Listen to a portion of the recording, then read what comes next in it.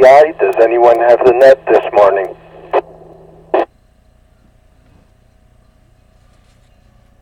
Looks like you can. I think we need a new operator for Thursday mornings. Over to you, Ken, and McGilvey. Okay, I'll take it this morning. Good morning.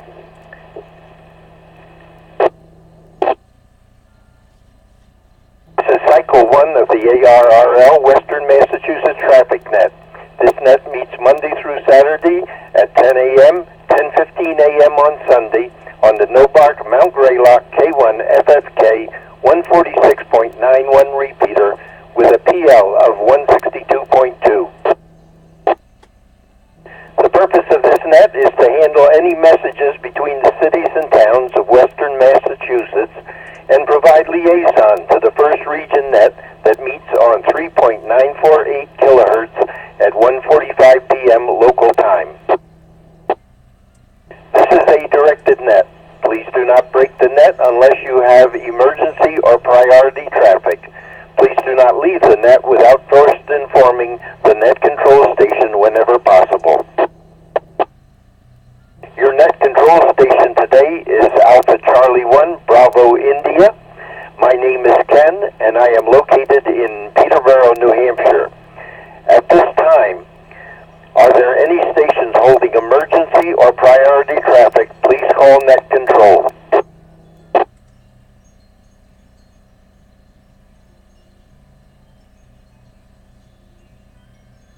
Nothing heard. Now looking for our first region liaison station, AB1TC Paul. Please call and list any traffic.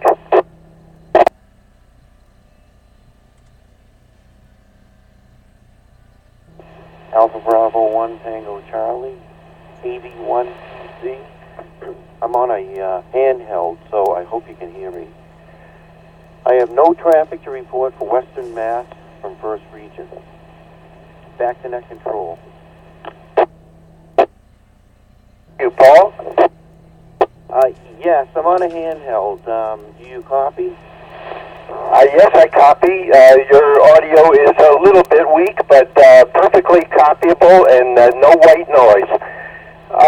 We received that you have no traffic for Region 1. That's correct. Okay, back to net control. Thank you, Paul. Now net control is looking for any stations holding traffic or announcements for the net.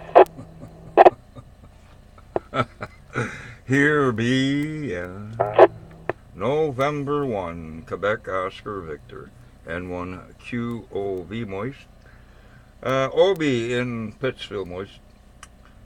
I have no traffic for the net, but the usual announcements in two parts after check-ins, please. Ken. Thank you, OB.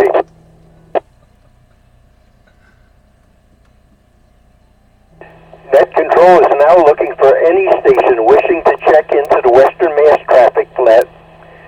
Please check in now and go slowly.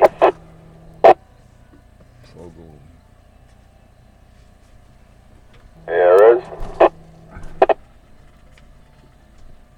November 1, Oscar Bravo Lima. Name is Tony, mobile in Savoy, no traffic. Here is November 1, Alpha November Delta, Doug in Munson. Commercial power, no traffic. 49 degrees and sunny in beautiful downtown Munson. Good morning, Ken. Here is November 2, Juliet November Tango, N2JNT, Jack in Brunswick, New York. Good morning, Ken. Good morning, Ned. Commercial power, no traffic. This is Kilo Charlie 1 Bravo Yankee Delta, Rich in Pittsfield, battery power, no traffic. Good morning.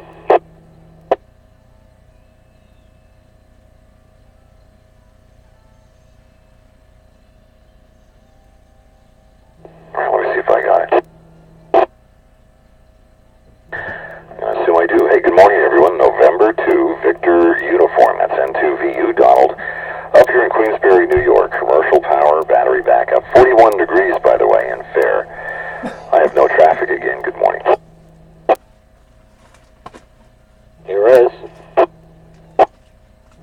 Yankee Alpha 1 November Tango India. Name is John, QTH, Northampton, commercial.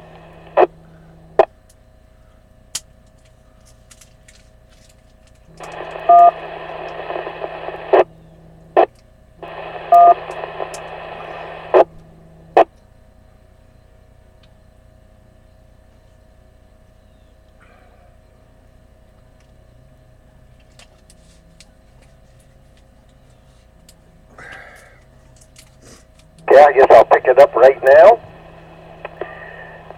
Would like to recognize AB1TC Paul, N1QOV Obi, N1OBL Tony, N1AND Doug, N2JNT Jack, KC1BYD Rich, N2VU Donald, WA1 WTZ John, and just wanted to make a note, Doug, you've got some kind of noise on your signal. It's only kind of a wavering sound. Maybe it's a computer or something. Or something. Totally something. Yeah, thanks again. Yeah, I had the HF rig on and just a lot of noise there.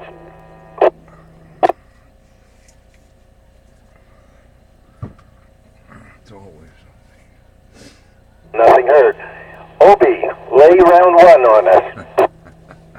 Yeah. Well, I'm here on 1QV. What do we got here? This coming Monday, I guess the third Monday. Newcomers Roundtable. What time? 7:30 on this repeater. Newcomers Roundtable. This coming Monday. Otherwise, still looking for net control operators on the Western Massachusetts Emergency Net. HF Sunday mornings 0830 8:30 a.m. Sunday mornings 3944. Oh, get a hold of John W1JWN or go to the Western Mass Emergency Net Facebook groups page. Everything you need is right on the front there, the logs, the whatever, call-up sheets or whatever.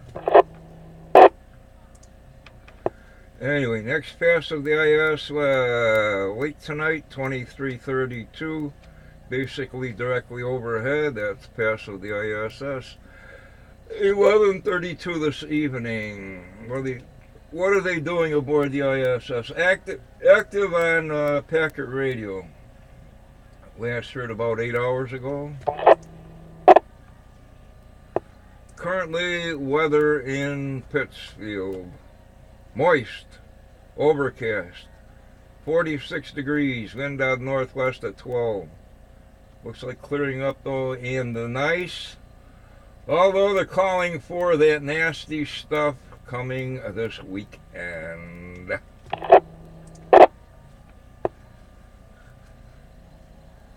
What's going on today here in the US of A? What do you got, national? That was yesterday. Never mind that one. Today, November 17th, electronic greeting card, Great American Smokeout, Homemade Bread Day. Oh boy, you want to sell a house?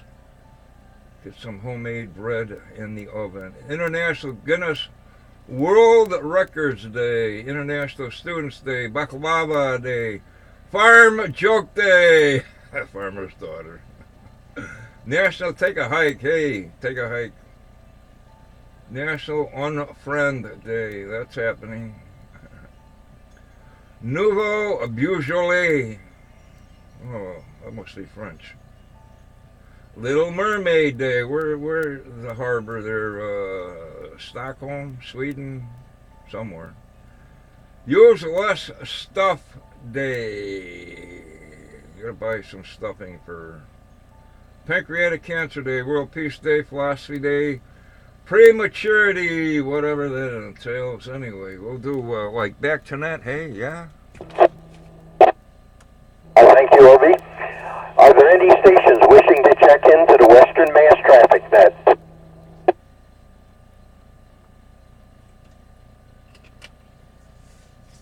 Walton and Southport Ray, no traffic. Elastic, could you please give us your call sign again?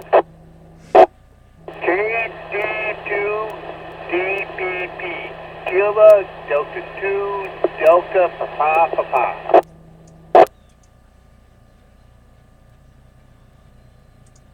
Thank you.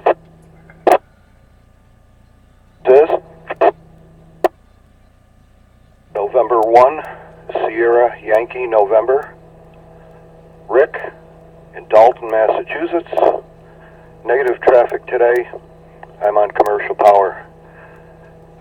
I believe it's Ken. Good morning, Ken. Good morning, Nat.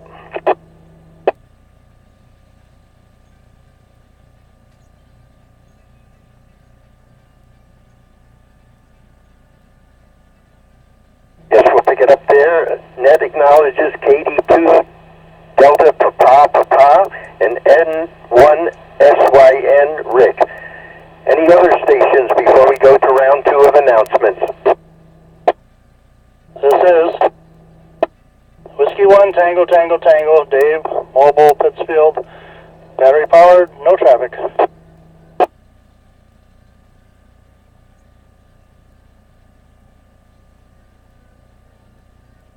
Net recognizes W1TTT Dave. Obi, go ahead with round 2. Okay, I'm getting upset. I can't find which country has that statue of a mermaid in the harbor. But anyway, where did I leave off here? Something here. Earth calendar. What's happening elsewhere in the world? Again. Army Day in Zaire. Day of National Revival in Azerbaijan. Something that I can't pronounce. Students fight for freedom and democracy. Sounds like Kent State. In the Czech Republic, Malabo Fiesta in Equatorial Guinea, President's Day. In the Marshall Islands, Prince Charles' birthday in Fiji.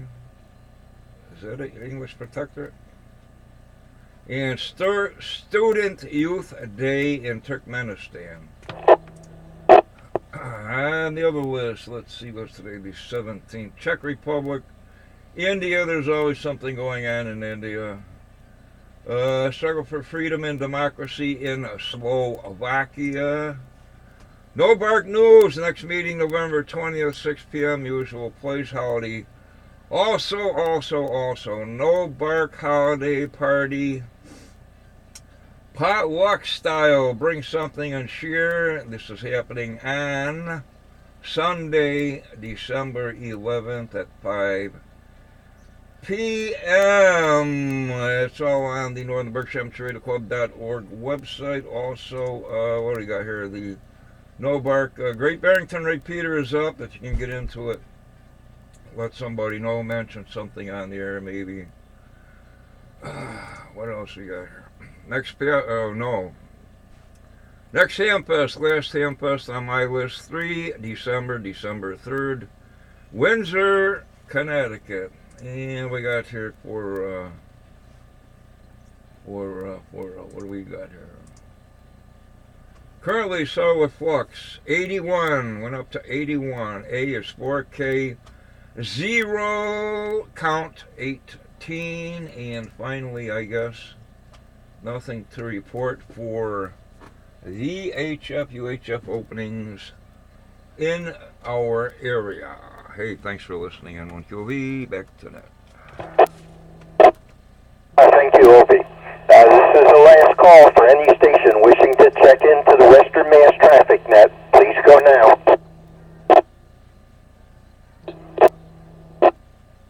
KD2 KJU. Name here's Jet, New York. Last station, please repeat your call sign slowly. Kilo Delta 2, Kilo Juliet Uniform.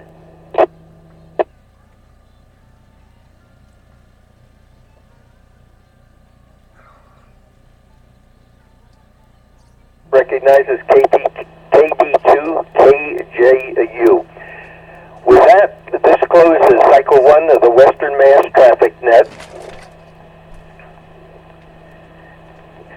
I'd like to thank the Northern Berkshire Amateur Radio Club for the use of the Mount Greylock K1 FFK 146.91 repeater. The time is now at 10 hours and 18 minutes. I now return the repeater back to normal amateur radio use.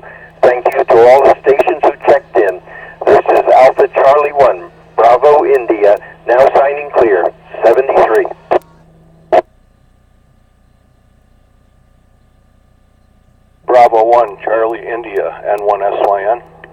N1SYN, go ahead. I stepped in late and I didn't catch the beginning, so I thought it was Ken. I apologize. I don't believe we've spoken yet. Rick in Dalton, Massachusetts. Rick, you were right with Ken. I just have a new call sign. And it's confusing people all over the place, including the ARRL. They can't seem to get my new call sign and my old password connected, and so I haven't been able to check in with them.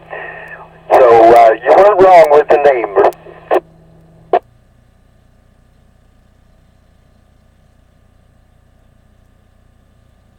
Looked up at the list and I thought it was Ken. Go ahead. Yeah, fine business on that, Rick.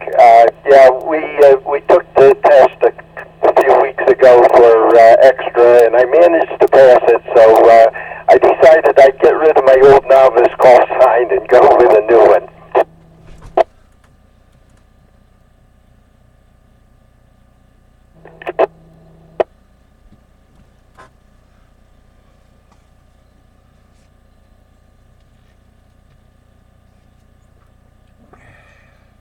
Change it here on my list.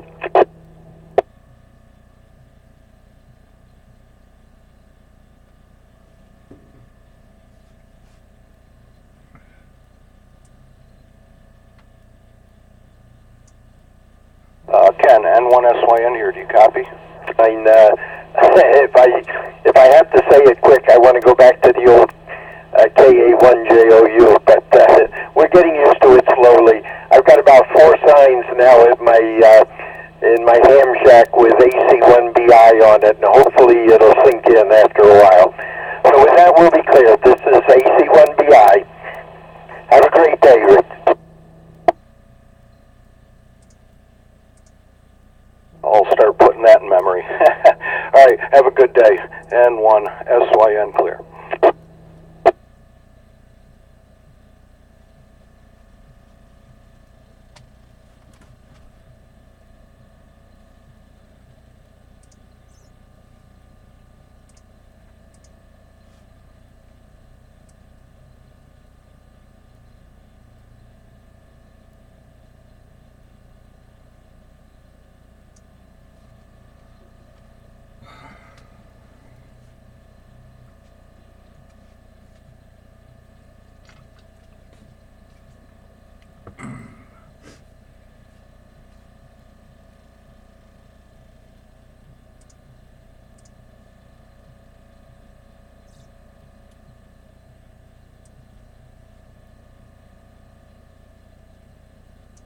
KD2KJU, seeing how my signal is into the repeater.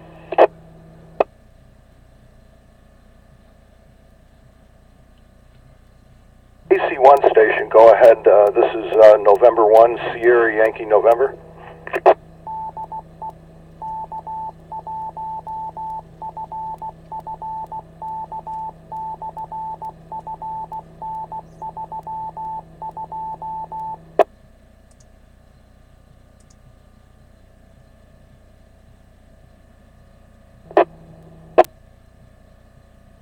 Kilo Delta 2, Kilo Juliet uniform. How am I making the repeater right now?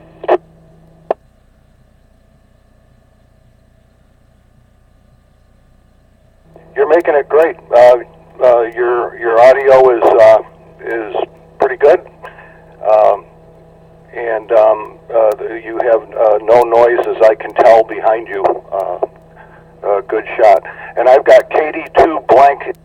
Could you help me with that? Yes, sir. Kilo Delta 2, Kilo Juliet uniform. I'm in West Hurley, New York. I just bumped the power up a little bit. Maybe that'll help. I was on 5 watts. I'm really impressed how far I'm making it. Oh, it was just that I couldn't copy it in time. I got KD2 KJU, and the name here is Rick, and Dalton, Massachusetts again. All right, I just want to let let you know you were making it fine on low power. I didn't notice any difference when you bumped it up.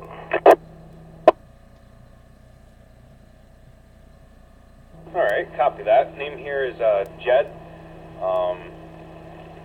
Yeah, I cruise past, you know, right below there. I head from here to the Cape quite often, and I really enjoy the coverage that this repeater has. It's really nice.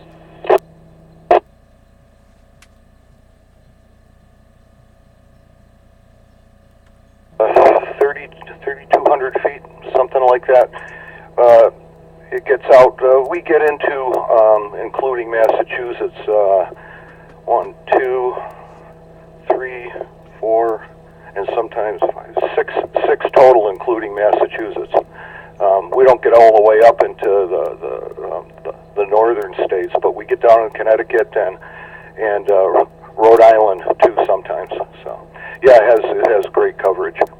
And we had some problems. There's a new repeater up in there, and it's what's that new format? The new digital format also on this repeater. So and we were able to get the power back up where it should be. I believe we're pushing 40 watts up there. Yeah, I always hear all this talk about digital, and myself, I'm just getting into the hobby, and it's like, oh no, I gotta learn all this new stuff, but I'm gonna stick with this until I, you know, have it down a bit, and then I'll start trying some of that digital out. That's the way I see it.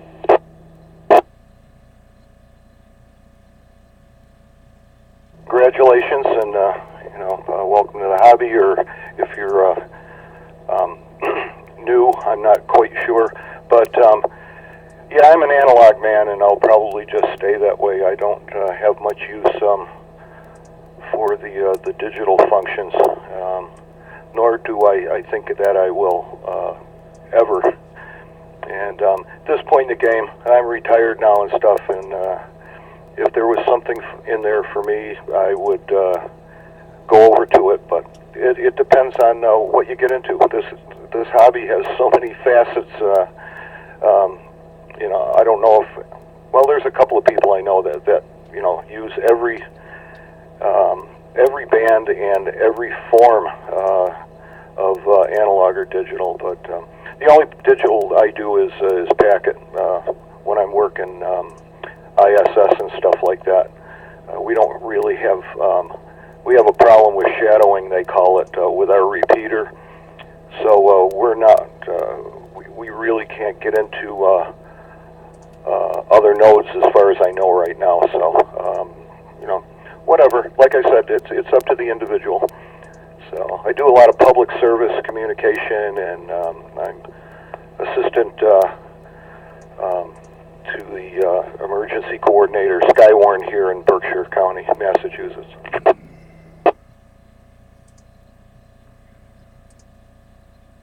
I'd like to get involved with some of the Aries races and stuff like that. I have been licensed since last November, I'm sorry, February, end of February, early March, somewhere in between then.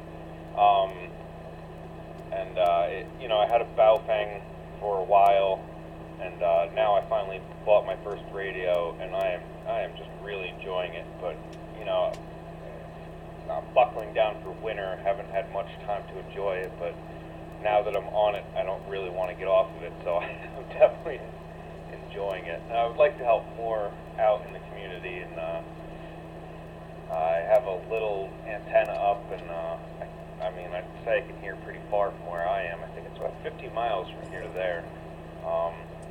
I'm just enjoying the hobby, and if I can help people while enjoying something, that just sounds like a double win to me. Yeah, a lot of people in our club. I don't know if we still hold it. We were named. Oh, I forgot what they call it. ARRL gave us accreditation as. Well, that's what happens when you get old.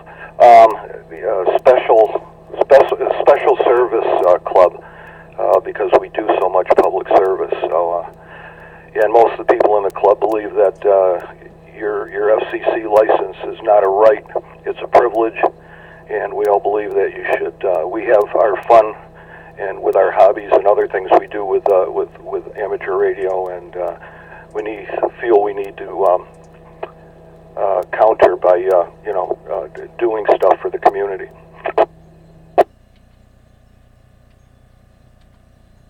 Yeah, I would definitely like to help out, if possible. The rig I got can do not crossband, but it's a Yaesu FT8900, and it can do the crossband repeat.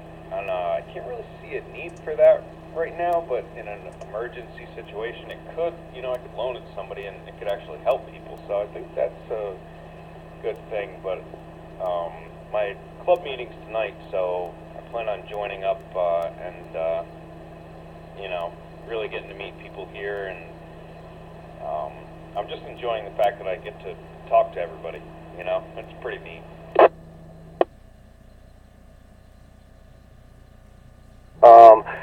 Every first and third Monday of the month at 7:30, we have what's called the Newcomers Roundtable, and it's not just for new hams, it's for anybody, and if they have any questions about the hobby or anything like that. And sometimes it's just a lot of fun because people come in with questions, and then there's other people who give their pass on their expertise in different facets of it and stuff. So if you get a chance, go to www.nobark.org, and it's got a listing of all the nets that we have, including the Newcomers Roundtable, and everybody's welcome, and feel free to check into the net. That's first and third Mondays of the month, 7:30.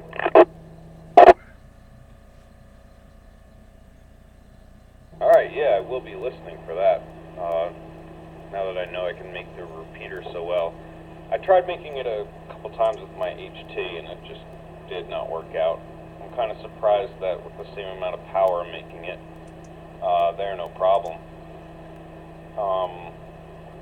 Yeah, I hear the morning net every once in a while on here, and I'm not sure if I've actually checked into it before today, but yeah, I enjoy everything you guys got going on. It's pretty awesome. The traffic nets are held at 10 a.m. and there's another one, cycle 2, at 1 p.m. If you didn't know about that. And just as a side here, as I've been sitting talking with you, by comparison to others, your audio is a little low. I don't know, it's the way you're holding your microphone or whatever, but if there's a mic gain, you can bring up your mic a little bit. That would help. You're crystal clear, but just I noticed as I was talking to you, it seemed to get a little lower.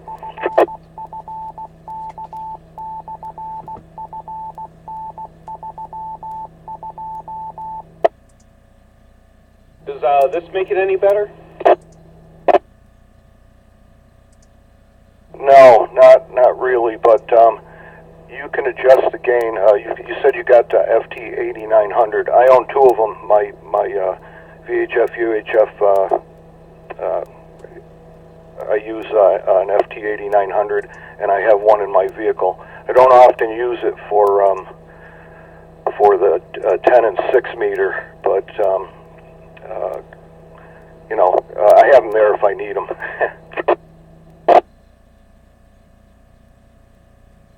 I gotta say, I am really, I am enjoying this thing so much. I mean, I went from a Baofeng to this, and just the dual receive, I can hear both things at the same time. It's like, holy hat, this thing is awesome, Yeah, I did see a mic gain in the features, and that has been brought to my attention before, so I appreciate that, and I will bump that up. Just one for now, or would you say 2 spots for now? I haven't messed with the mic gain at all.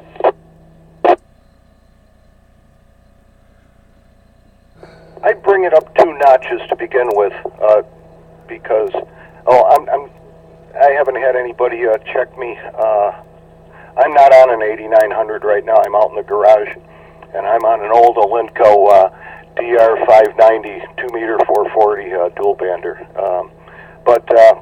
Yeah, just try bringing it up 2 notches to begin with, and see how it goes from there.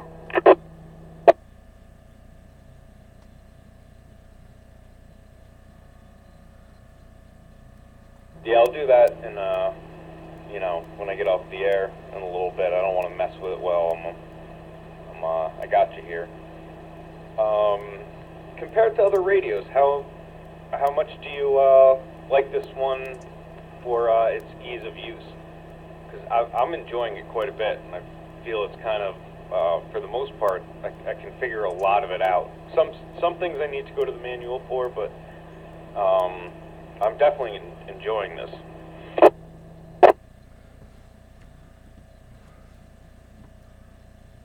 I love it. That's why I bought a second one to put in the mobile, because it's a beautiful little rig. I'll tell you, for the package it's in, and I like the fact that you can take the faceplate off, because the new vehicle I bought, there was, the new vehicles, they don't give you anywhere to mount anything up front. So I bought a Caravan, and in the back, near the rear hatch on the left-hand side, there's a little cubby in the side panel, and I was able to mount the guts there and run the audio cables up front. And I just used a little scissor mount. You can even use like Velcro on wherever you can stick it on the vehicle these days. I found a little scissor mount, and I was able to get in this little cubby they had in the front console, the scissor mount. So it's right. It was able to, when I put it in there with the scissor mount, brought it out a little bit and up. So it almost looks like part of the console now. So that made it real easy. And if I'm working field day, or I'm out doing emergency communications or whatever, or working a public service event, I can just put up it has 2 different rows of seats in the back, but what's nice about it is they fold down into the floor. So I just bring up the back, one part of the back seat, and I just take the front panel off and connect it in back, and I'm good to go. It's very versatile. Yeah, I've had this thing for less than a month. I haven't taken the face plate off of it yet, but I ordered it from HRO, and I clicked like 2-day shipping or something like that, and because in my mind I want it to be traveling the least amount of time. I'm spending this amount of money on it. Why not spend a little bit more so it gets touched less and has a better chance of making it not getting broken? And I talked to the guy, and he was like, "This is going to be here tomorrow. I don't know why you picked that shipping. We're going to take that off." They were great there, and I am really enjoying this radio.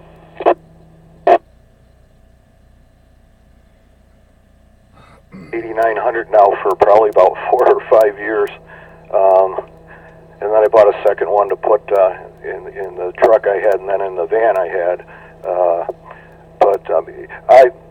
I probably haven't really scratched the surface with the features in it, and but it does everything that I want it to do, and without having a lot of hassle. So another thing is it's easier to program.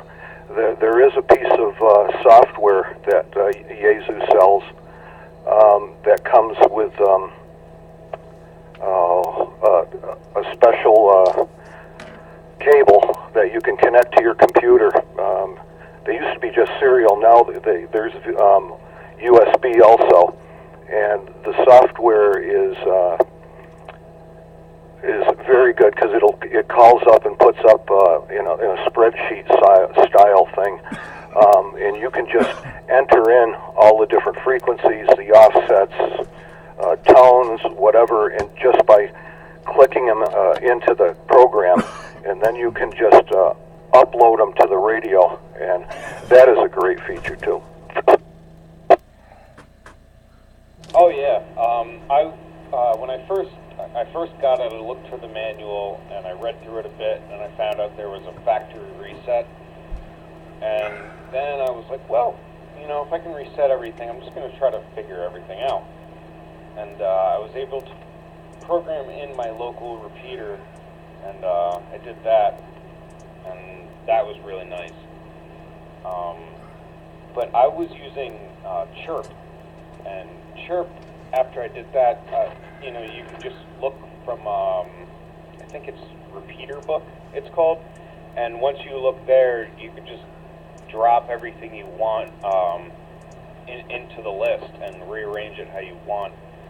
And I've used that so far because it's free and it's on Linux, so I've been enjoying using that.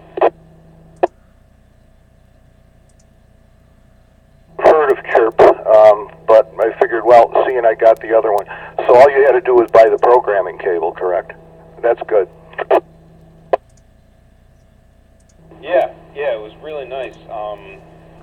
And now I'm wondering if I can do packet with this radio, or, you know, I know I can hear the stuff, and I'm wondering if that's the same cable that I can use to hook it up to my computer for that. I haven't really looked into packet or anything like that. I'm just kind of, you know, seeing what the radio can do. Yeah, yes, you can do packet on it without any problems. I'm trying to remember on this one. There's just one port in the back, and what I ended up doing was buying some intermediate cables. So you just have one cable going into the radio up to a switch, and then out of the switch you can go to either the TNC or to the computer. So it's a lot easier. Someday when you're ready to do that, I can tell you which switch to buy. You need them for those mini DIN plugs. You need a switch that'll take those in the back. And I got that set up so I can switch between computer to program, and then switch over to packet when I need it.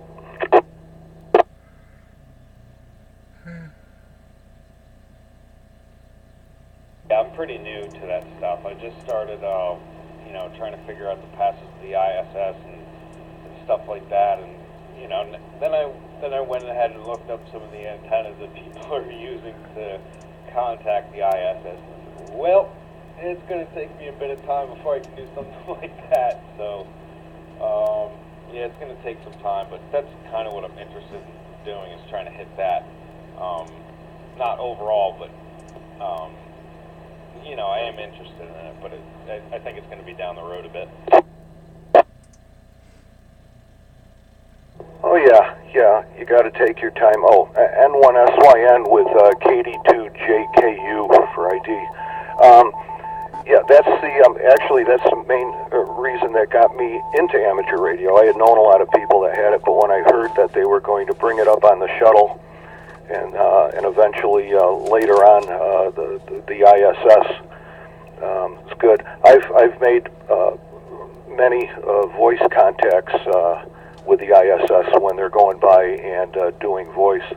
I've spoken to 3 ISS commanders. On Mir, I've spoken with a Russian cosmonaut when that was around, and like I said, that was my motivation to get into amateur radio, but then into the club and the public service, and then Skywarn and all that other stuff. So yeah, I do a lot of different things with it, and now I'm retired, so I even have a little bit more time. So, but take your time and enjoy it. And if you have any questions, give a yell or pop into the round table. And there's another fellow, John, WA1ZHM, who's big into the space part of it. And we can give you pointers on what to do, you know, and set things up. what I use for an antenna is off the base is a disc cone, because that'll run, depending on the model you get. You can always do all the VHF, UHF with it. And the disc cone antenna, you'll see them a lot at airports and things like that. And are you familiar, have you seen a disc cone antenna yet? Oh my, yes. Before I was licensed and looking up antennas, I was looking through every one of them, and I said, look at this one, it does everything. And that's what's in my attic right now. So yeah, I'm familiar. Trying to get it up higher though, before winter.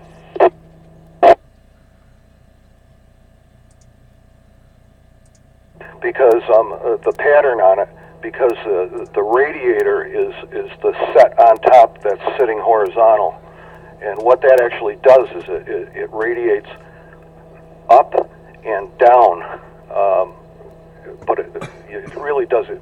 It really radiates up and then down off of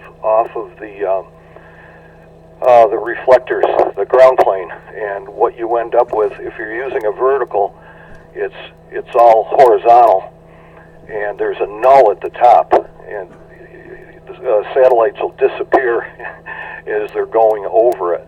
But with the disc cone, it gives you an actual 360-degree dome, and it's great for satellite work.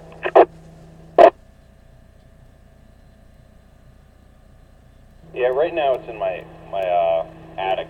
I'm sure it could be in a better place. I'm just waiting till I find some chimney straps. So, is that what you use for communicating with it too? ISS? Affirmative. I got it. That's why I never. Yes, I did make one shuttle contact, but yeah, if you're going to be doing satellite work, that's the cheapest way to and best way. It works like a champ. Back when I had only 25 watts, I still hit the satellites. There aren't too many around anymore. They've all died off. There's some newer ones coming up, but it's going to take some time.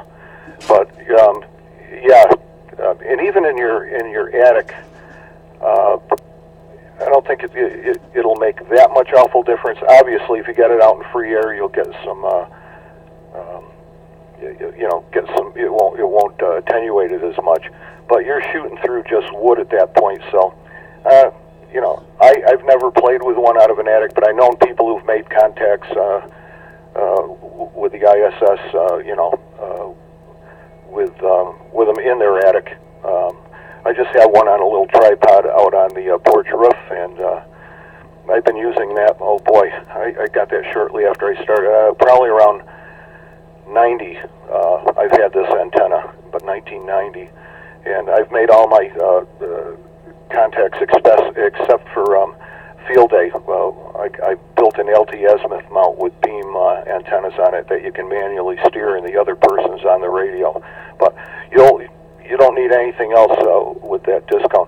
Does that disc cone have the 6-meter addition that comes up from the circular radiator? Yeah, I think it was a diamond disc cone I bought. I didn't know much about anything when I bought it. I bought it before I was even licensed. I would still do the same purchase again. I just purchased it in the winter, and I didn't have time to put it on the roof. And now that I'm thinking about it, a whole summer's gone by, and now it's almost winter again, and I still haven't gotten it on the roof. But that's the plan for it, is a chimney strap and to get on the roof. I'm kind of too scared to drill holes in my roof. Maybe the porch does sound like a good idea, though. That does sound like a good idea. Yeah, my porch, it was added on. I have a ranch, and it was added on to one of the ends of the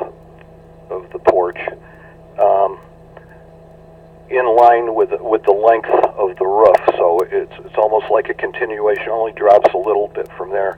And I put it on a tripod with I don't know, about a 4 foot pole, and like I said, since 1990, and this was a Radio Shack one, and they weren't including the 6-meter addition up on top. But it'll work fine for satellites even with that one, you know, that on top of it, because actually it'll be still radiating up and down. It'll only radiate or horizontally when you go to the 6-meter thing. So, you should be all set for satellite work, even if it's in your attic for now. So if you do get around to during the winter, just to listen when the passes are coming over, if you're receiving well, then it'll transmit just just as well.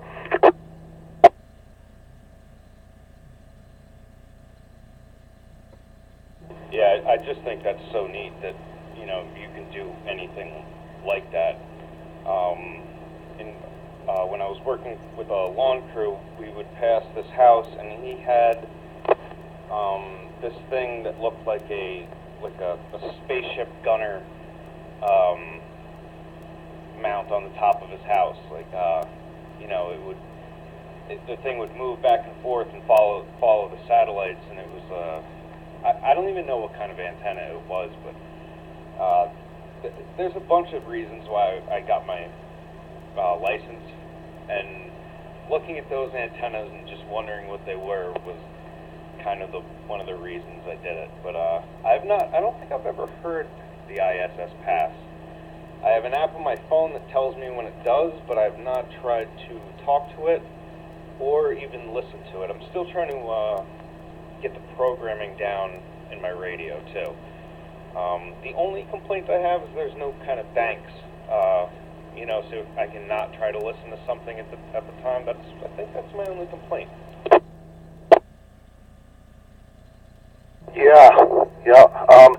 What you were seeing was an LT azimuth rotor. It'll both do elevation and train circular, and those plug into your computer, and you put up your satellite tracking software.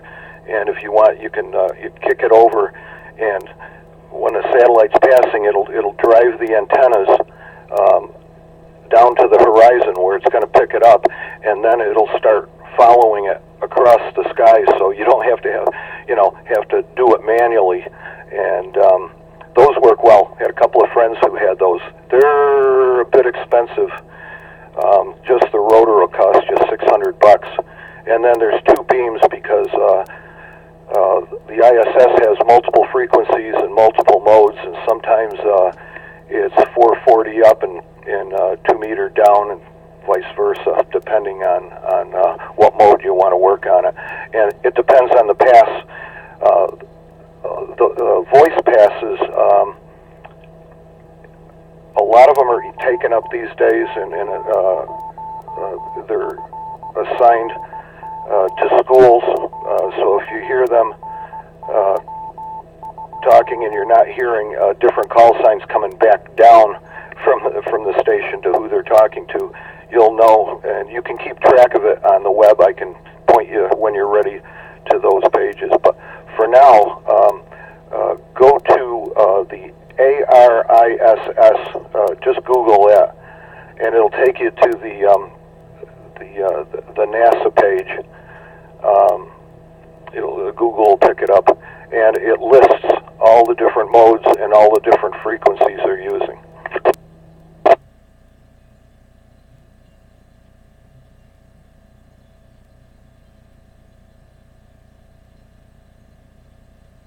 I just brought it up. That is pretty neat. Holy heck. Yeah, I really enjoy being able to do stuff like this. I mean, I don't understand why this wasn't pushed to me in school or something.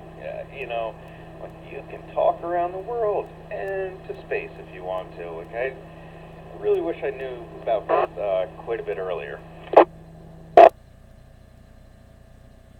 Yeah, well, Well, you know, we all had to start from ground zero at one point or another, and start getting used to it. But now that you have the place that tells you the frequencies, most of the time it'll be on packet, and it acts as a digipeater, and you'll see different call signs coming up and whatever, and you can when you transmit and with your packet software, it'll put your call sign up there automatically after you type in something, and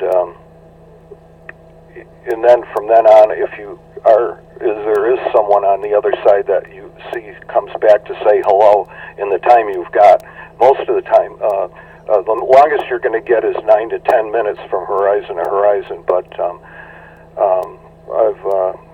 like I said, I talked to the people on the station, and Richard Garriott, who is the son of an Apollo astronaut, Owen Garriott. He's a multimillionaire now, and he was able to ride up with the Russians and spend 2 weeks up there, and he did a lot of amateur radio communication while he was up there, and I did speak with him also. And he did a lot of slow scan TV where he was sending down pictures he took out the windows and things like that. It's cool. I know I'm loading you with a lot of stuff, but seeing you said you had an interest in that kind of stuff. You can glean a lot of information off of the internet. One other place that'll tell you what is active is ISS Fan Club. Google that, and they'll tell you, and then people who make contacts, or if they've heard it going over, there'll be a listing of the last passes, and they'll tell you whether it's running or it's not, and if it is running, what mode they were running and stuff like that. So you can keep up with that and try for it. Listen. Pick the packet frequency, and I'm trying to remember. I think that's 146.825, I believe, is packet. And then the voice modes are in the same area but different frequency. And like I said, some are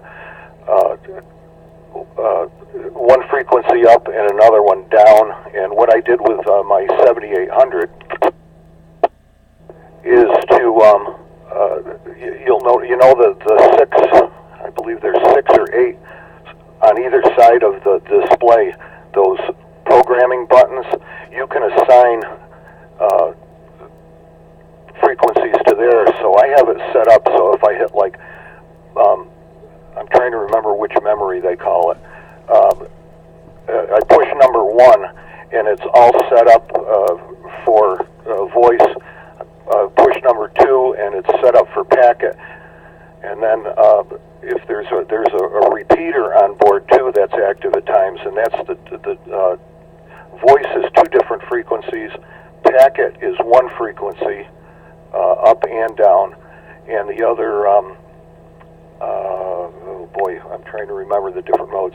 But what I did is I just programmed them in on those buttons, so I don't even have to turn the dial. I have a little chart next to the radio, and if I know they're running crossband repeat, I push number 4, and it does the 440 2-meter split.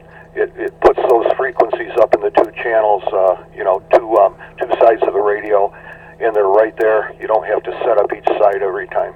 It's pretty neat once you get it all set up, which you will, I'm sure. I hope pretty soon. So, do I just need the cable that I bought for programming? One side fits perfectly into the back of the radio, and the other is a USB.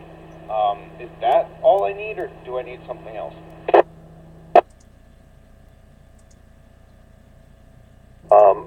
Is only for talking to the computer.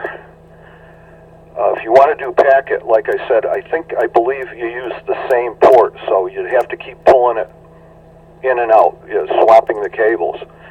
And that's why I was saying if if you're going to be using it a lot, you can buy the DIN-to-DIN patch cable and buy one of the switches, and you just take it from the radio to the input of the switch, and usually they come with four positions, and you come off of two positions, and one of the positions coming off, you would put the DIN plug in there in the USB cable into your computer, and in the other one of the other positions, you take the DIN cable and put it from there over to your TNC. Clean them without pulling cables out all the time. Yeah, but I'm at this point I'm kind of used to that, and I'm thinking, beyond maybe there's a day that I won't have to do that. But no, there was a while where I was trying to figure out if because I put together my what I'm talking on now is just a homebrew J-pole that I put up, and I'd like to buy I think it's a Diamond X50. I want to compare it against that, see if I'm getting out any better or any worse for that. But that's the antenna port on the back of this radio. I guess there could be I guess I have to get a duplexer, I think, and then I can plug in different things. But what radio did you use to contact the ISS? Or that actually doesn't even matter, I guess, does it? No, it doesn't. My friend John, who I told you about, he's contacted them with an HT with a handheld beam antenna. Some have been lucky enough with an HT when it was going overhead that they just did it with a handheld, period. The 8900, the only drawback on that is that there's only one antenna output, and they make a quadplexer, so that and that comes out to 4 cables, one VHF, one UHF, and 6 meter and 10 meter. So I only and you'll see that Diamond sells them. The quadplexer that's made for that radio, and then you can, even if you wanted to as a base, use it for all 4 bands. You've got it. You're all set. It might even be just a triplexer, but it's made for the FT8900, so you wouldn't have to swap antenna cables for different bands. You could hook the 10 meter antenna up to the cable that comes out for 10 meters and 6 meters, and then I think the other one is just VHF, UHF. I'm not quite sure. I never bought one because I have a Yaesu FT897, which is VHF and UHF and HF, and it has separate outputs on the back of it. But it's kind of hard to do that in a mobile unit to have that many connectors coming out. This for it's good for a base right now, but eventually it's going to go in a vehicle. And I do plan on having antennas hanging off my car everywhere because it's going to be my first vehicle with the ham radio, so it's going to be a lot of fun. But this I'm definitely enjoying this thing. I did see I don't have a 10 meter antenna right now or anything like that. I do have a 102-inch CB whip. I've been collecting CB stuff and just anything radio, anything like radio, just to see if I could adapt it, and because I wasn't sure if I could use it or not. I'm pretty sure I can use that CB whip for 10 meters eventually, and I've found a bunch of other ones too. But hopefully I can put them to good use, and I'm thinking about trying to put something like that together before winter too.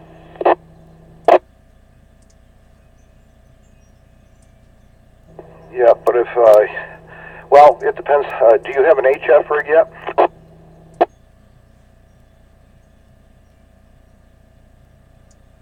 Negative on that, but I know that I could possibly buy one during the winter, but putting an antenna up is not going to be easy during the winter. So I figured I'd try to do that now, and then, although I won't be able to tune it, yeah, I guess that's a waste of time. Yeah, whatever. But like I said, take your time, and with help from other people and different sites on the web, and like Newcomers Roundtable, you can start piecing the thing together and then get it all set up. Or you could just do a piecemeal.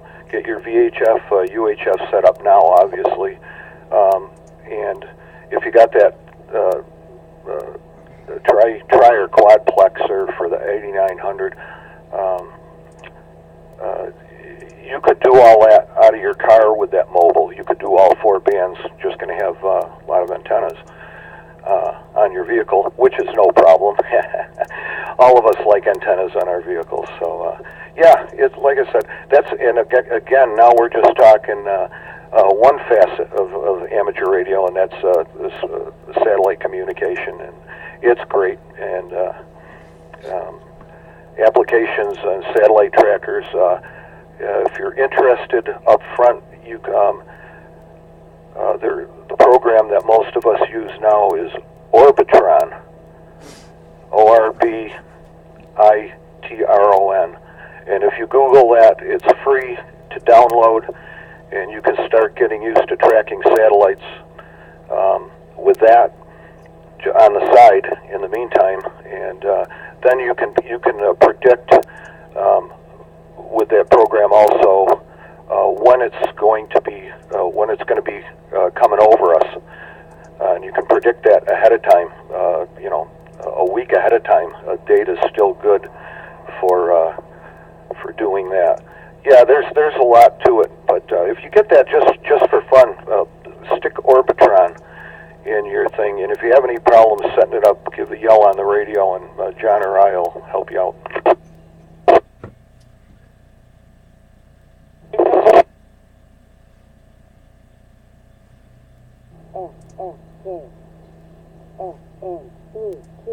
What I wanted to do is put together an antenna and try to pick up the NOAA weather broadcasts, so you can get the picture sent and bring it up on your computer.